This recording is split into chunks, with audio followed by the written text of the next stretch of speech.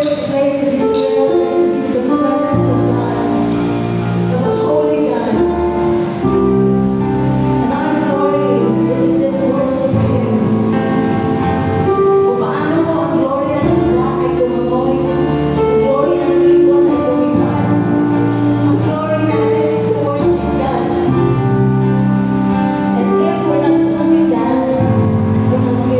to God. Just to be in the voice of the Lord. Hallelujah.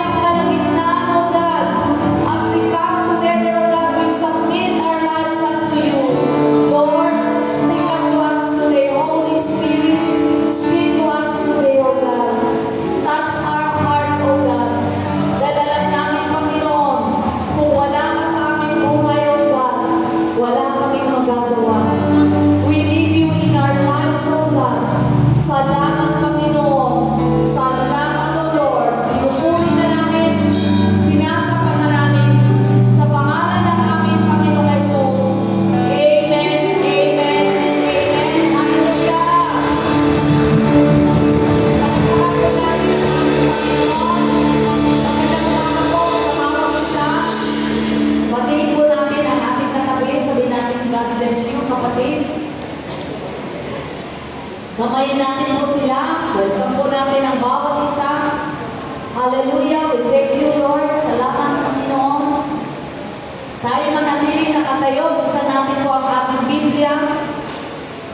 Ephesians chapter 1, verses 15 to 23. Ephesians chapter 1, verse 15 to 23. Ang sabi po, therefore I also, after I heard of your faith in the Lord Jesus and your love for all the saints, do not cease to give thanks for you, mentioning of you in my prayers, that the God of our Lord Jesus Christ, the Father of glory, may give to you the spirit of wisdom and revelation in the knowledge of Him, the eyes of your understanding being enlightened, that you may know what is the hope of His calling, what are the riches of the glory of His inheritance in the saints, and what is the exceeding greatness of His power towards us who believe, according to the work of His mighty power, which He worked in Christ, when He raised Him from the dead and seated Him at the right hand in the heavenly places, far above all principality and power and might and dominion and every name that is named, not only in this age, but also in the age that which is to come. And He has put all things under His feet, and gave Him to be the head over all things to the church, which is His body, the fullness of Him who fills all in all. Purihin ang Diyos sa pagkabasa ng Kanyang salita, tayo po lahat ay makakaupo na. We are blessed as a church. Lahat po tayo. Tayo, the body of Christ, the church is blessed because we are chosen for His glory. Tayo po ay pinili ng Diyos. Tayo po ay dinigtas, pinili, amen, ng Diyos para sa Kanyang kaluwalhatian. Ang tema po natin today as a church, ano ang marks of the church? Ano ang marka ng iglesia? Walang pinag-uusapan dito kundi tayo, mga mananampalataya. Tayo mga believers, we are the body of Christ, we are the church. Dito ating pag-uusapan sa umaga nito, ano ang sinabi ni Apostol Pablo tungkol sa iglesia na tinatag ng ating Panginoon na siya ang pinuno, tayo ang Kanyang katawan. Kung ating po titignan, Ephesians is one of the mountain peaks of biblical revelation written by Apostle Paul. Alam po natin, ito ay sinulat sa AD 62, kung saan sinulat sa pihitan ni Apostol Pablo. Apostle Paul wrote this letter to the church in Ephesus, but it is intended to be circulated for churches throughout the province of Asia. So mabasa natin dito, kung ating babalikan sa binasa natin talata kanina, dito sa verses 15 to 17, ang purpose ng sulat ni Apostle Paul ay naka-imply dito sa verse 15 to 17 na prayer niya para sa iglesia na sila po ay lumago sa pananampalataya, lumago sa pag-ibig, lumago sa karunungan at sa pahayag ng kaluwalhatian ng ating Panginoon.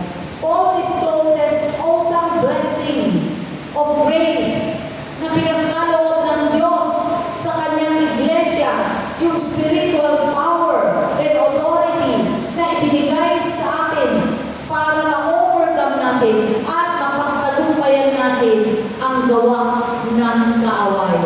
Makita din natin dito sa Ephesians ay in-unveil ang mystery, ang misteryo ng iglesia. God's secret intention for the church is revealed dito sa sulat ni Apostle Paul sa Ephesus, at nakita niya na ang iglesia ay katawan ni Kristo. And the body of Christ express the fullness of Christ on earth. by uniting the Jews and the Gentile, whom God's dwell, equipped, empowered, and chosen to do His will. Kaya masabi ko, mapalad po tayo, blessed po tayo, because we were chosen to do His will.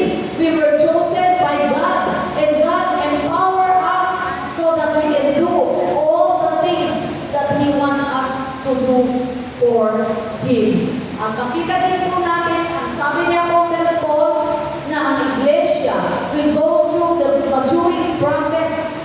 Itong proseso ay kailangan pagdaanan po natin para po tayo ay lumago, para po tayo ay mag-mature upang ma-fulfill natin yung destined purpose ng Panginoon Diyos sa ating buhay.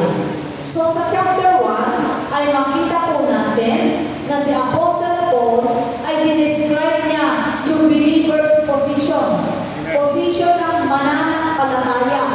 At sinabi at pinahayag din niya na pinagkalooban ng lahat ng spiritual blessing. Ilang bahagi ng nilang pamana mula sa ating Panginoon. Sino gustong pamana dito? Amen. Amen. Tayo po ay pinamana yung spiritual blessing na sinasabi po dito.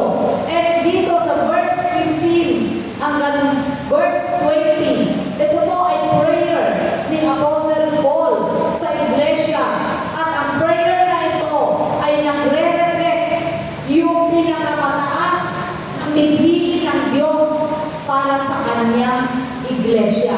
So, ang reason ng prayer ni Apostle Paul is that more spiritual impartation ay pagkakaloob sa atin.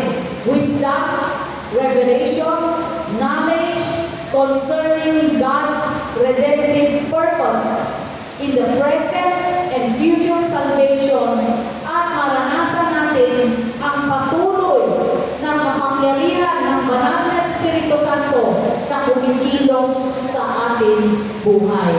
At dito sa verse 15 to 23 ay makita po natin yung marka ng iglesia, yung kaloob ng Diyos sa iglesia na dapat makita at dapat natin ipamuhay.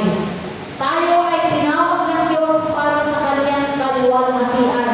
Dapat makita ang kaluwalhatian ng Diyos sa ating buhay sa pamamagitan ng ating mga gawa at pagtupad ng kanyang kalooban. Amen. At dito makita po natin kung ano ang pinagkaloob ng Diyos sa atin. At itong mga kaloob, itong mga pamana na sinasabi ay dapat we are living it out.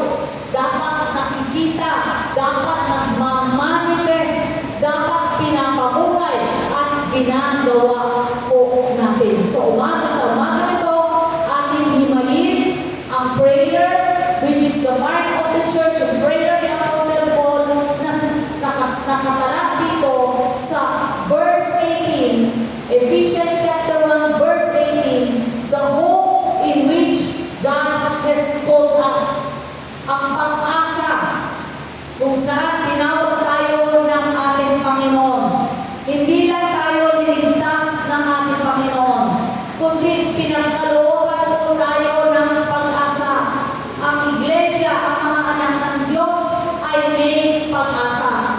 Kung ang mundo na ginagalaw po natin ngayon ay punong-puno ng problema, and people are looking for reason to live, they are crying for hope. Kung pagmasdan po natin ang ating paligiran, makita natin yung iba't ibang kondisyon ng mga tao. Diba? Kita natin, may nakatira pala sa imburnan. Diba? Nakakagulat. Right? Yung nakapayran ngayon na makikita po natin dahil nakita nila ang isang babae na pasok doon sa imburnan. O, diba? So, makita natin yung kondisyon ng buhay ng mga tao na iba-iba ang kanilang sitwasyon. Many people who are sick are trying to find hope. Yung mga ibang bansa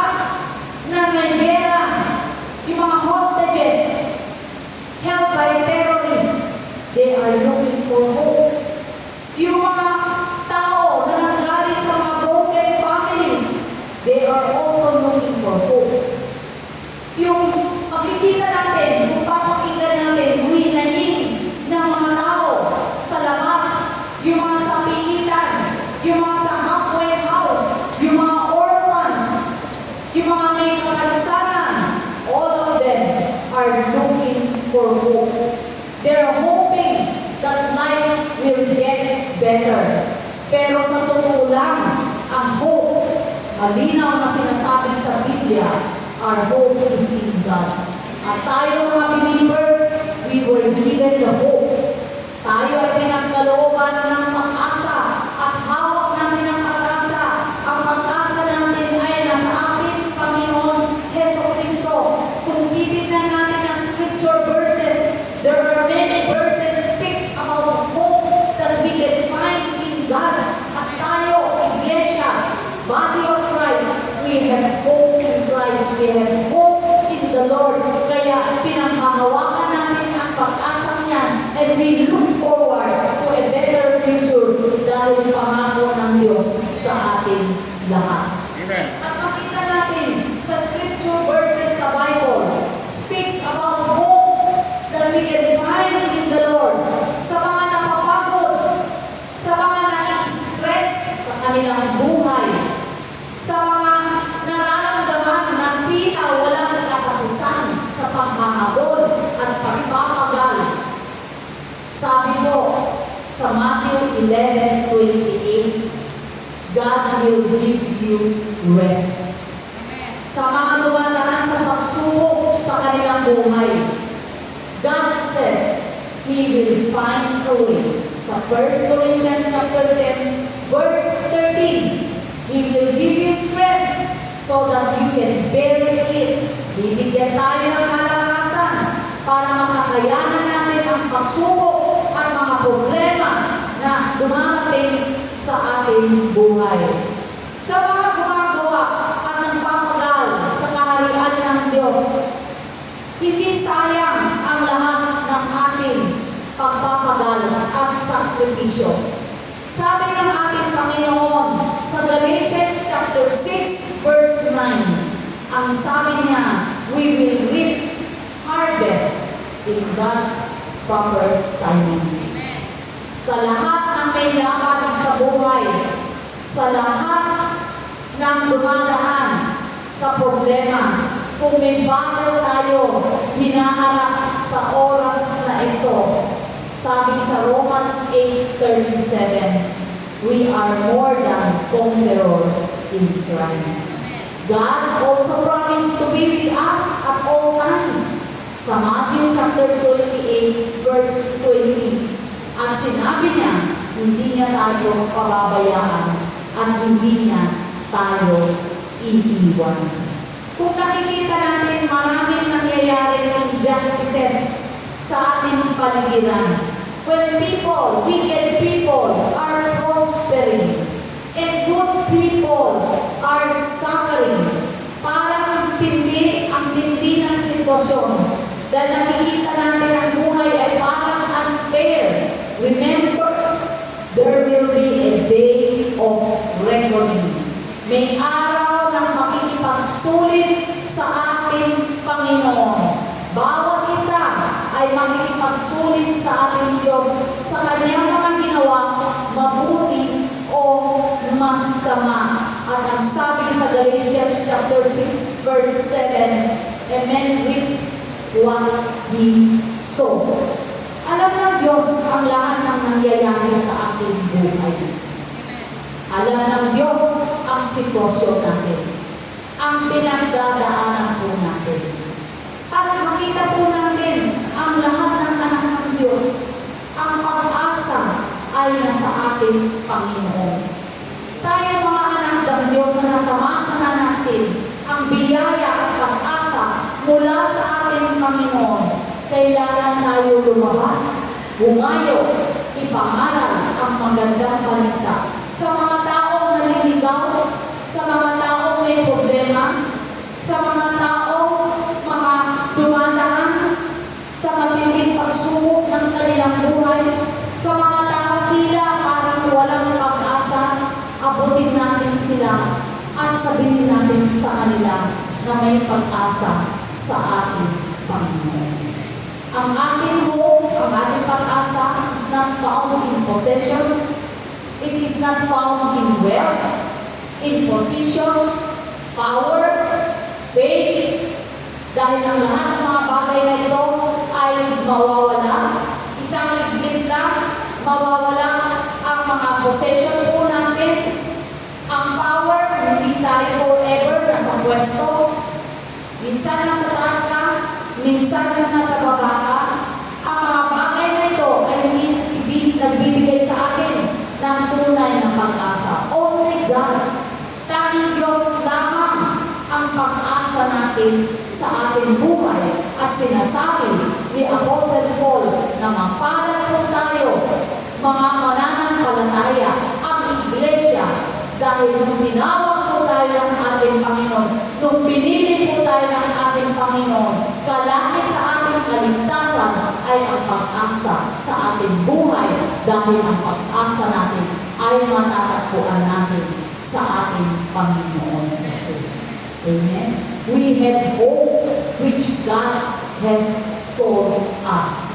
Pangalawa, kung sinabi ni Apostle Paul sa verse 18, I pray also that the eyes of your heart may be enlightened, in order that you may know the hope that which He has called you, the riches of His glorious inheritance in the saints. The riches of His glorious inheritance, kayamanan ng kaluwalhatian, pamana ng Diyos sa atin.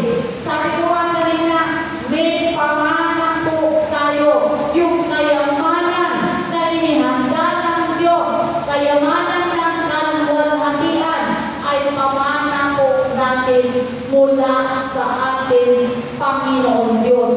Kailangan natin makita ang lahat na ito so that we know our position and we know that we are so blessed.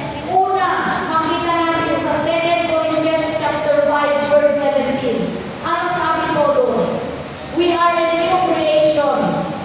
The old has gone, the new has come. Sino ang bagong nilalang ito? Amen. Ang luma, wala na, nakaraan na, and the new has come. Sa Revelation chapter 2 verse 17, we receive a new name. Nung binago tayo, nung tayo ay isang bagong nilalang, meron na rin tayong bagong pangalan.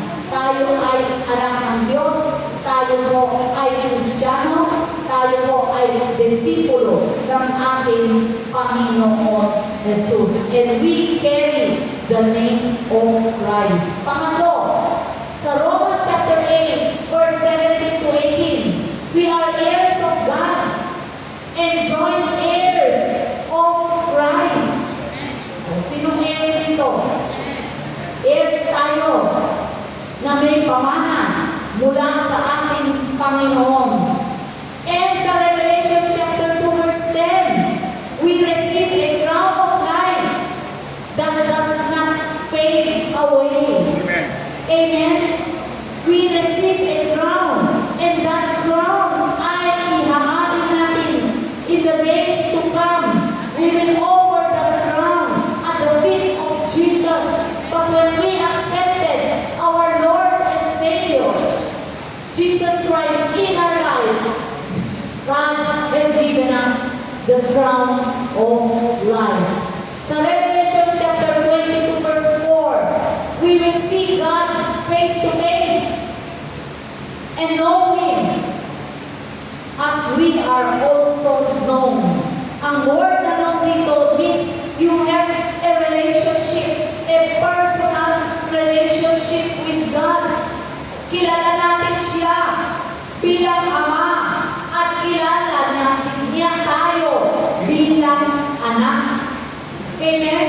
Andun yung intimate relationship natin at makita natin ang Diyos ng mukhaan sa pagdating ng panahon. Revelation chapter 6 verse 11, we will receive a robe washed white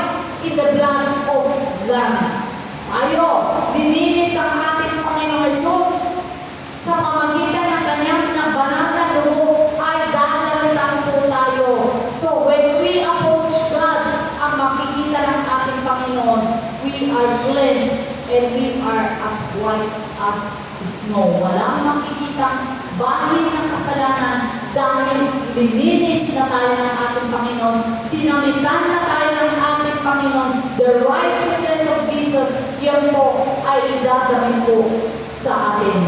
Revelation 21 verse 4, there is no sorrow or death. All former things are done. Amen? Wala nang kapighatian, wala nang kalungkutan, wala nang kamatayan. Lahat ng lumang bagay ay wala na at papalitan na po ito ng bagong bagay. At the same time, sabi nga sa Revelation 21, 13, 23 to 25, there will be no night. The glory of the Lord shall shine like the heaven. Ang kalwalhatian ng ating Panginoon, ang siyang magliliwanag, siyang maging ilaw, wala nang kadiliman. Hindi na tayo mamumuhay sa dilim, kundi lahat tayo ay mamumuhay sa liwanag. Purihin ang Panginoon.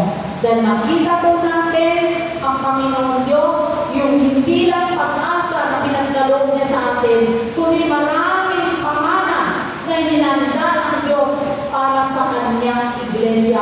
And all this, yung glorious inheritance, awaits us. Kaya tayo, huwag tayo mag-give up. Let's continue to journey with the Lord in life because one day, lahat na ito ay matatamasa po natin. Dahil ito lahat ay inihanda na ng Diyos para sa ating lahat. Sabi na natin, may pag-asa tayo. Pangalawa, may pamana tayo. Pangatlo, ito po ang kapangyarihan mula sa Diyos na pinagkaloob sa iglesia. The God's power for the church. At itong kapangyarihan na sinasabi ko dito ay ang banal na Espiritu Santo na ibinigay ng Diyos sa atin. The Holy Spirit is a deposit guaranteeing our salvation.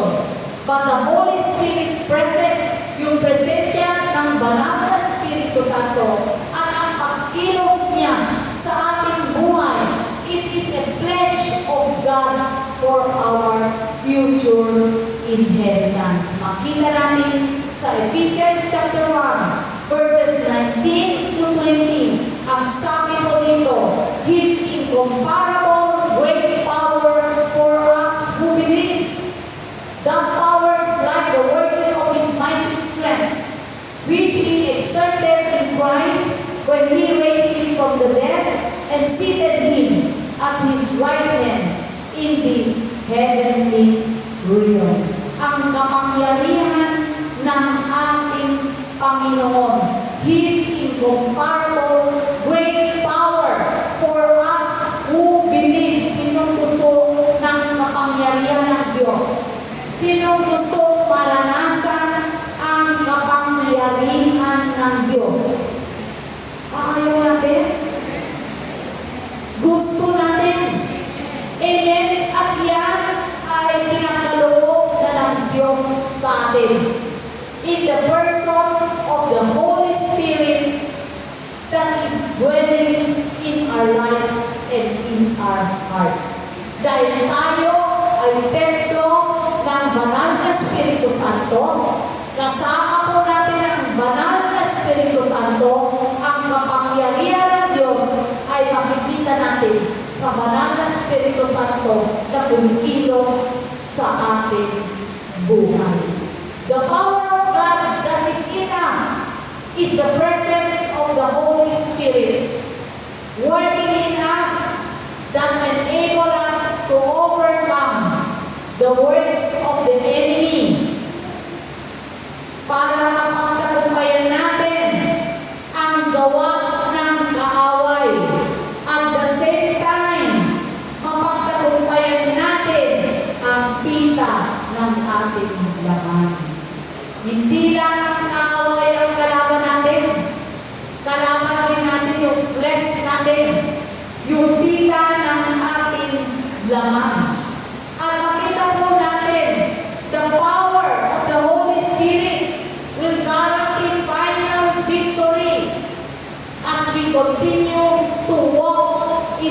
fullness of the Holy Spirit. Matatamo natin ang katagumpayan lamang pag tayo ay nagsasubmit sa Holy Spirit. Amen. Hindi natin matamo ang katagumpayan at ang kapangyarihan na sinasabi dito kung hindi natin i-acknowledge ang Holy Spirit sa ating buhay. Hindi lamang i-acknowledge natin siya, kailangan maging submissive and obedient tayo sa leading and guiding ng Holy Spirit.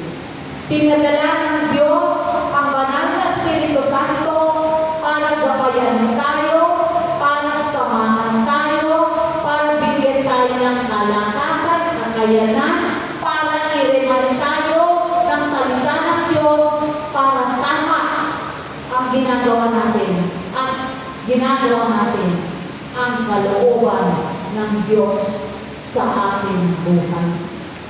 Amen? Hindi natin pwedeng sabihin na gusto ko ang kapangyarihan ng banal na Espiritu Santo, pero ayaw tayo magpasakop sa banal na Espiritu Santo. Hindi natin pwedeng sabihin na gusto ko ang kapangyarihan ng banal na Espiritu Santo, pero ayaw tayo sumunod sa prompting at sa boses o tinig ng banal na Espiritu Santo.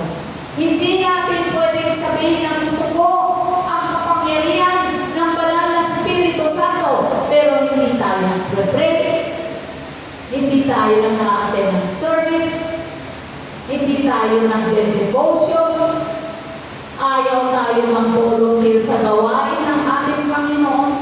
Na paano natin matatamo ang kapangyarihan ng Diyos? Paano natin mararanasan ang kanyang pagkilos sa ating buhay kung lahat ng pinapagawa niya sa atin ay ayaw natin gawin? Nasa atin ang pasiya. The choice is ours. Ang ganda-ganda ng hinanda ng Diyos sa atin. Ipinagkaloob na at ibinigay niya, ginawa na niya ang lahat na kailangan niyang gawin para mapagtagumpayan natin ang ating buhay. Pero ang choice ay nasa atin. Matatamo lang natin ang lahat ng bagay na ito, ang pag-asa, ang pamana, ang kapangyarihan mula sa ating Panginoon kung tayo ay susunod. Tandaan na natin na tayo ay iglesia, katawan ni Kristo.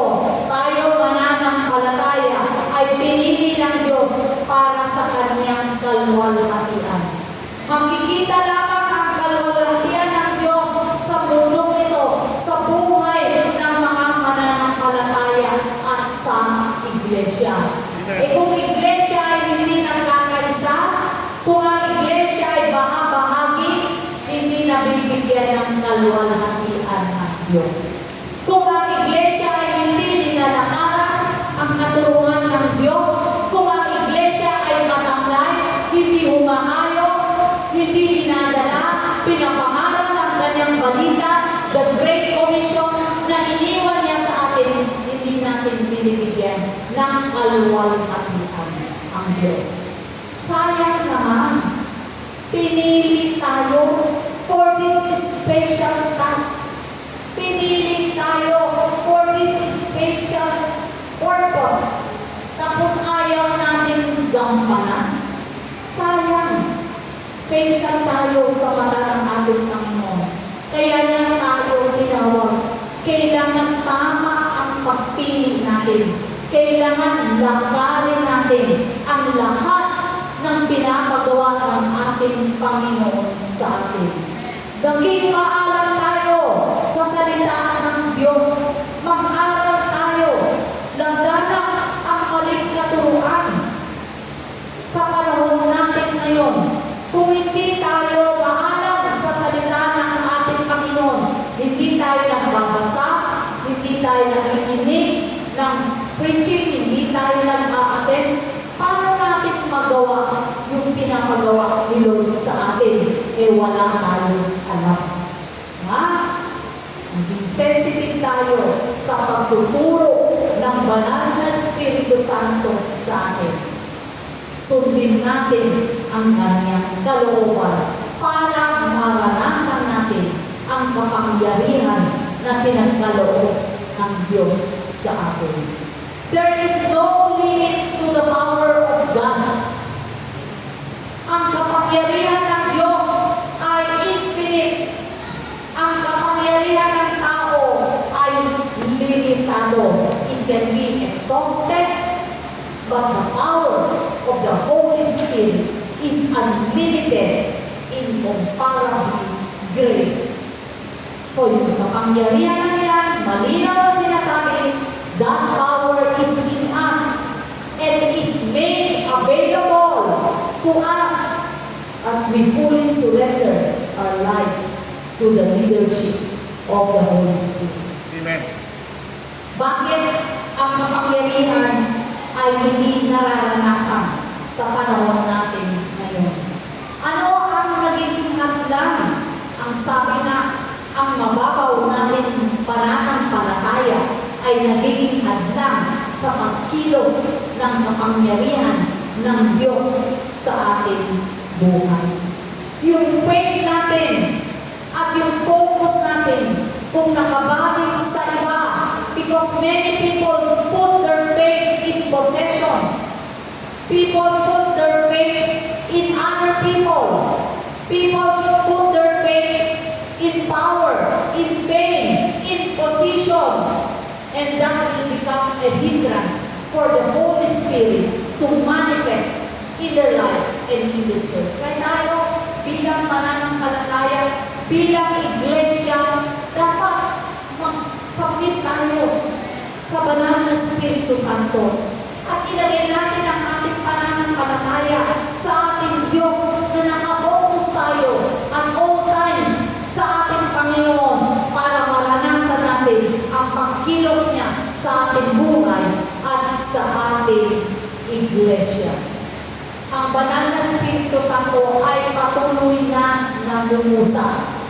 Kung paano siya kumilos noong unang panahon in the early church sa buhay ng mga disipulo ng ating Panginoon, yung mga miracles, signs and wonders na nakita at na-experience nila doon, ito po ay mangyayari sa atin ngayon kung tayo ay magsasubmit sa banal na Espiritu Santo at i-allow natin siyang kumilos sa ating kalagitnaan.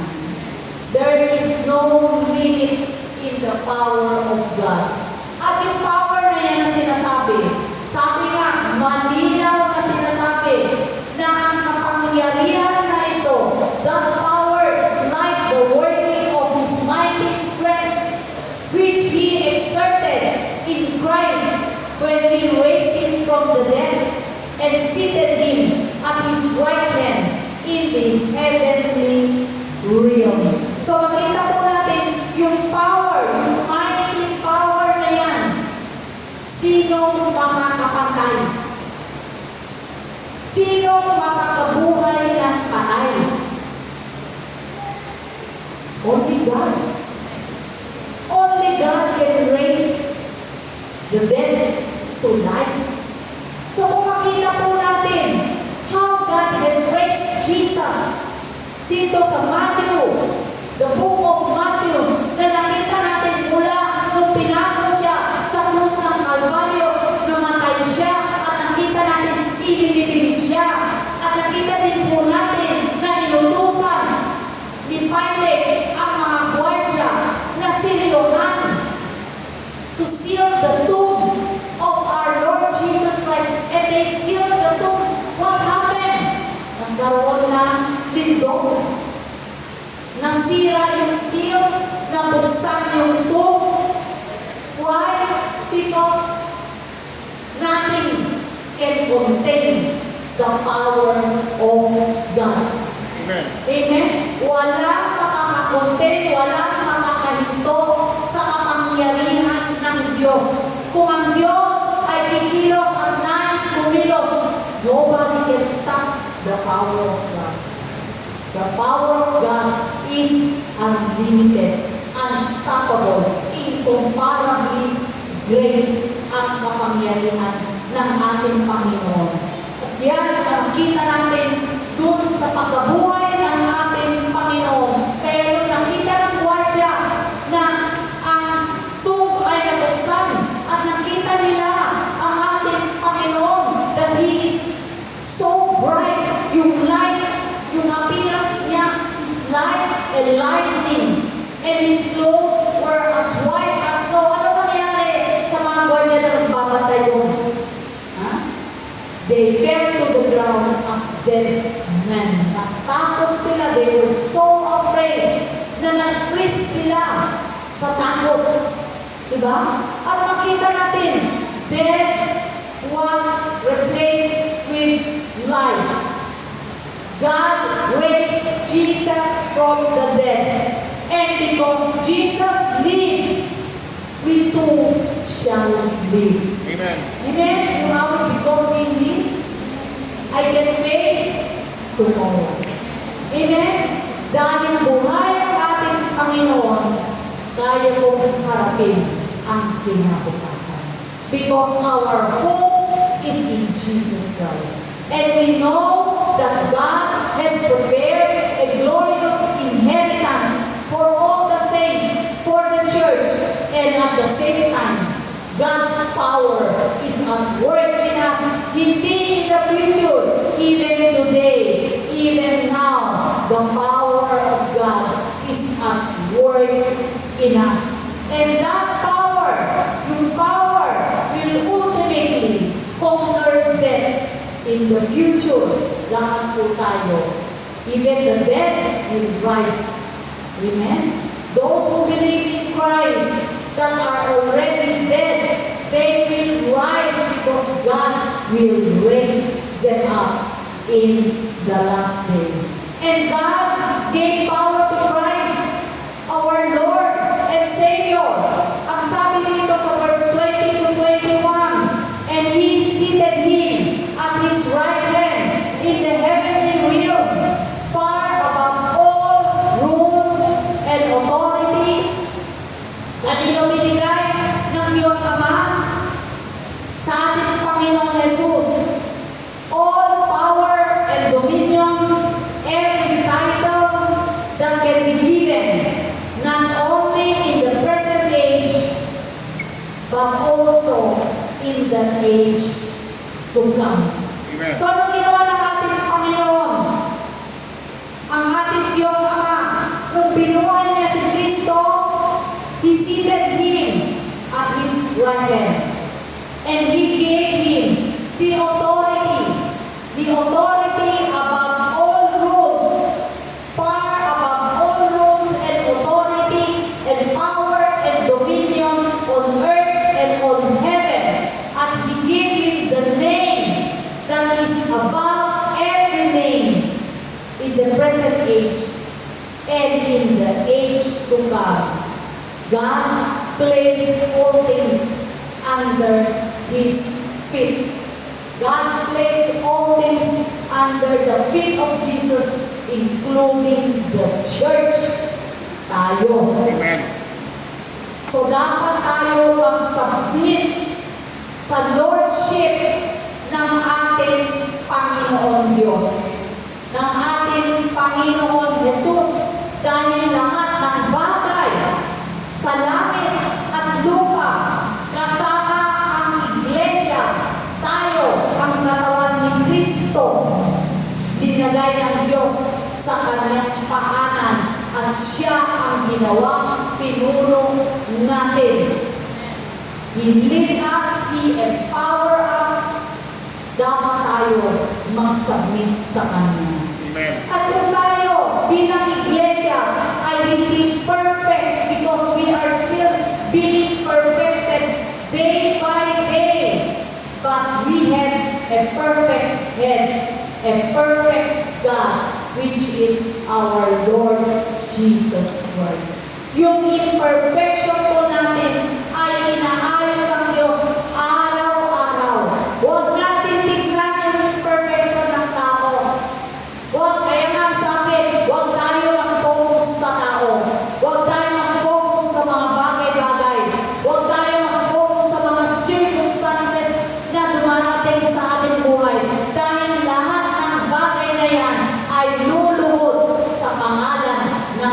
ating Panginoon Jesus. Amen. Lahat ng circumstances na hinaharap natin, lahat na yan ay kayang-kaya lutasin ng ating Panginoon because nothing is impossible with God. Amen. Ang kapangyarihan niya ay unlimited. Even the storm, the wind has to listen to Him.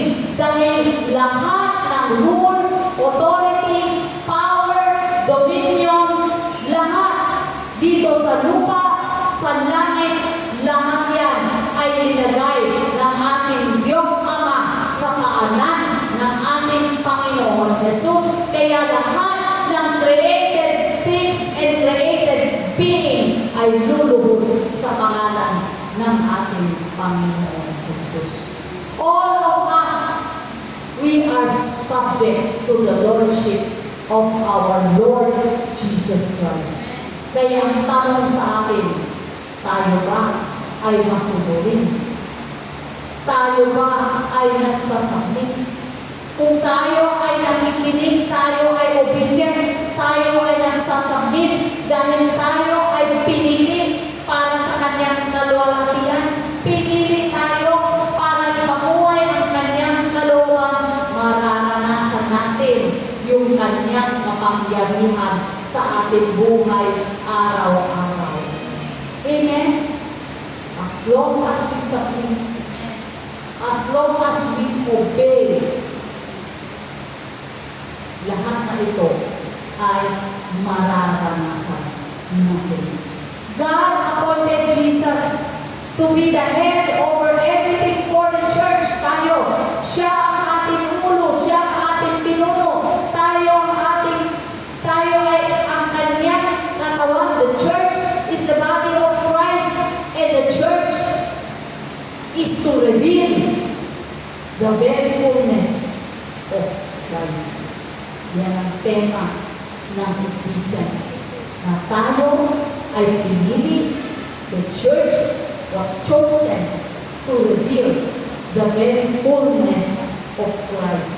May tayo, mga mananampalataya, compose the church. Tayo ay dapat nakikita sa ating buhay at naipapahayag natin ang buong kapuspusan ni Kristo. The fullness of Christ must be seen in us, hindi future. Ngayon yan. Amen.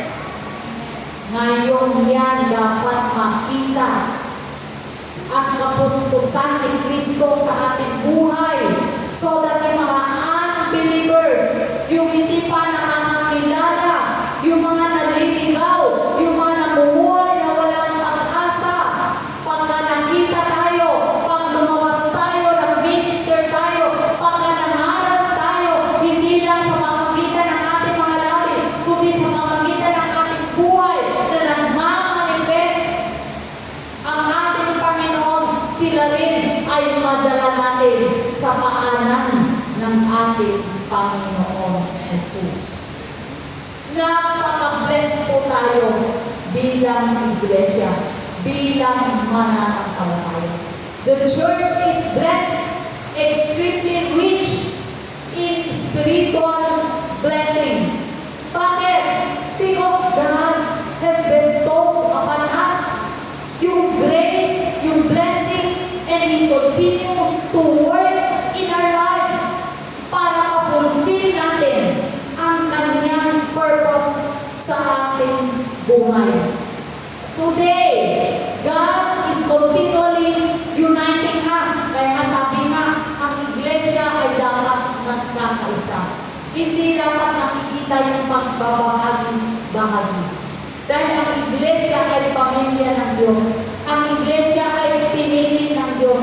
Walang mataas, walang mababa. Pantay-pantay tayo sa paningin ng ating Panginoon. Sama-sama natin gagawin at gagampanan ang kalooban ng Diyos.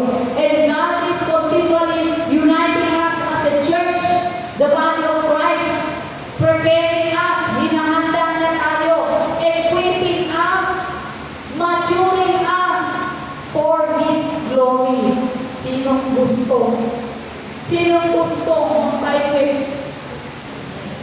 Amen. Sinong gustong makilos ng Diyos para ihanda tayo?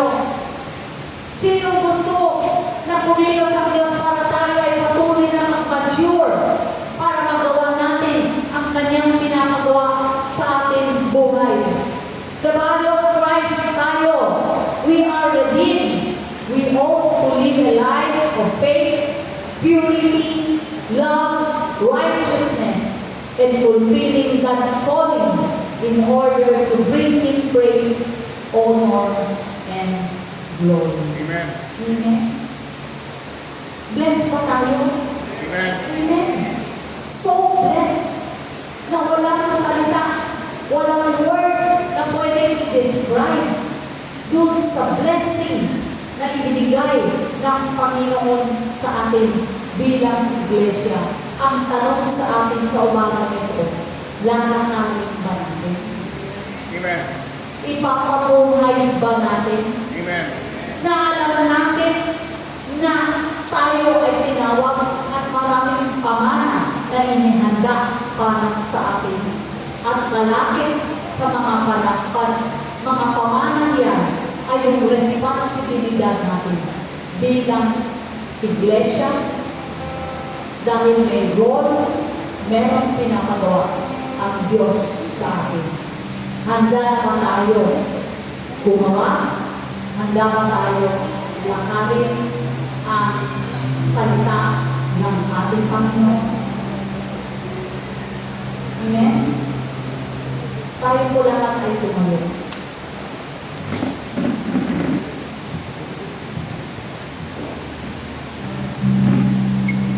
Pagbulay-bulayan po natin ang narinig nating salita sa ating paumakan. Allow the Holy Spirit to speak unto us today. Bigyan natin ang ating puso sa ating Panginoon sa umaga nito.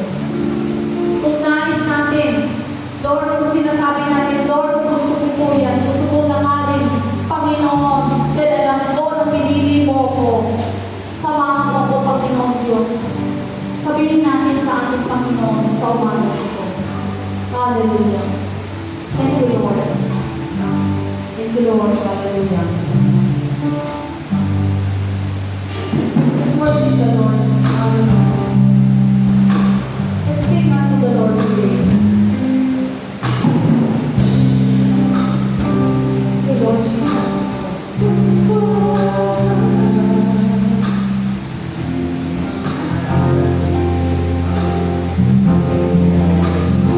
Yes, Lord. Come on, church. Let's sing unto the Lord. Let's worship Him now. Hallelujah. Yes, Lord. Hallelujah.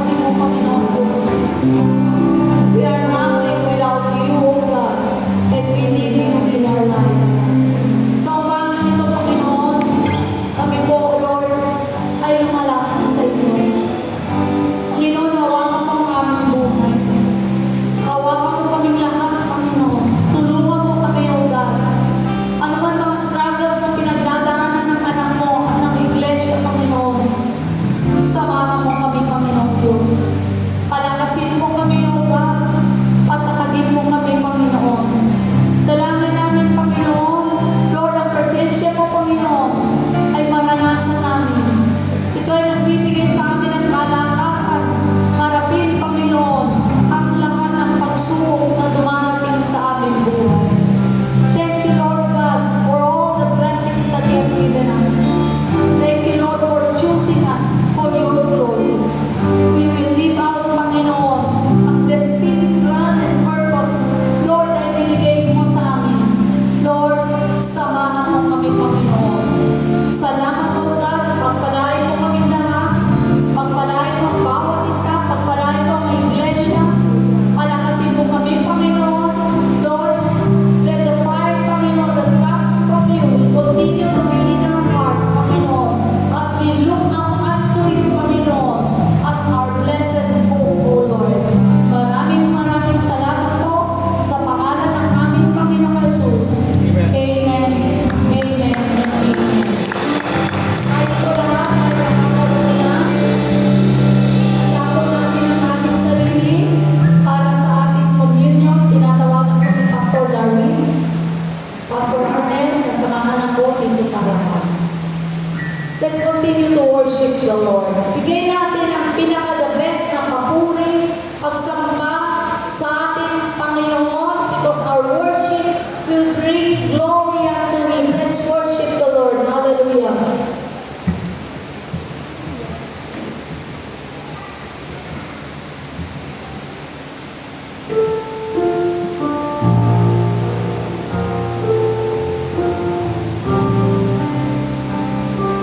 Hallelujah. Let's worship the Lord. Let's give Him the highest praise. Sakit natin sa ating mga labi ang papuri at pagsamba para sa ating Panginoon. Tayo po lahat ay tumayo. We are in the presence of God. Before we can take itong elements of God for our Lord's Supper today, let's come into the presence of the Lord. Let's worship Him. Hallelujah. Thank you, Lord Jesus. We glorify your name. We magnify you in our midst, Panginoon. Hallelujah. Thank you, O God. You are so good, O Lord. Thank you for your unfailing love, your sacrifice, Panginoon. Hallelujah. Oh, you are worthy of our praise, O God. We lift your name, O Lord Jesus. We exalt you, O God, the name above all names. Hallelujah. Thank you, Lord. Ang sabi po, for I received from the Lord that which I also delivered to you, that the Lord Jesus on the same night in which he was betrayed took bread, and when he had given thanks, he broke it and said, "Take, eat, this is my body, which is broken for you. Do this in remembrance of me."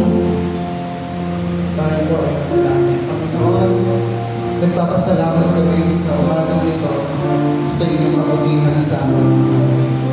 Sa umagang ito, Panginoon, ay patuloy namin minsan pa na ginugunita, Panginoon, ang kamatayan mo sa krus ng Kalbaryo.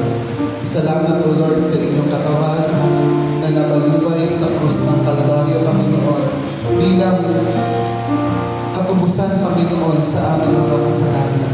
Kami po ay patuloy na nagpupuri at sumasamba, Panginoon, sapagkat nakita namin, Panginoon, ang inyong malawak na pag-ibig sa amin noon pa man. Purihin, Panginoon, ang inyong pangalan.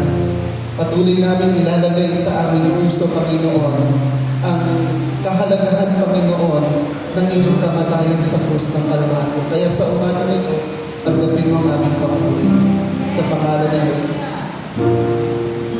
Sabay-sabay po namin kainin ang tinapay.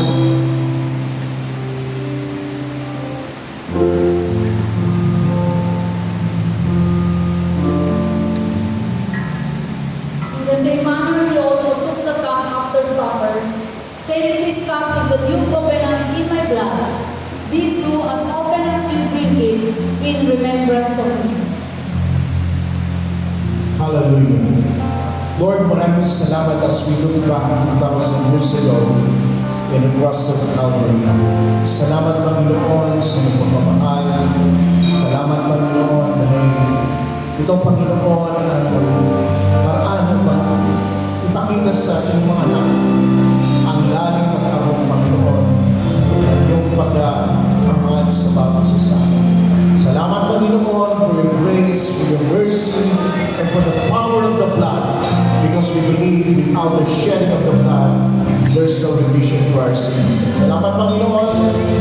We can humbly say that we are standing here in front in the presence of you because we are forgiven. We are redeemed. Salamat, Panginoon, sa pangalan ni Jesus.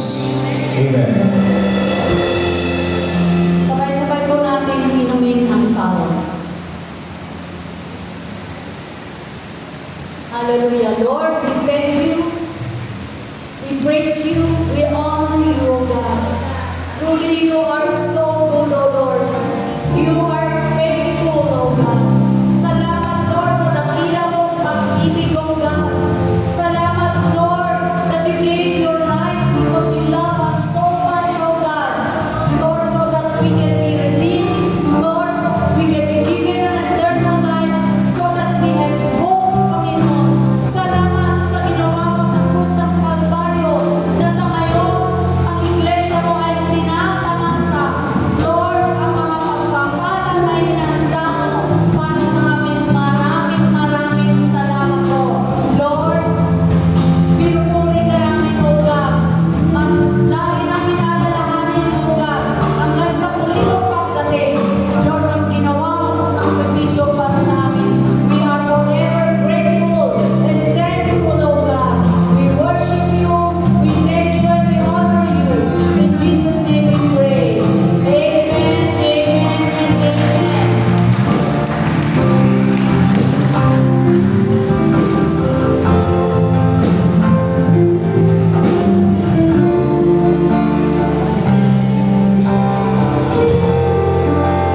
Let's continue to be in the attitude of worship. Let's prepare our hearts as we worship the Lord for giving of our tithes and offering. Hawakan po natin ang envelope.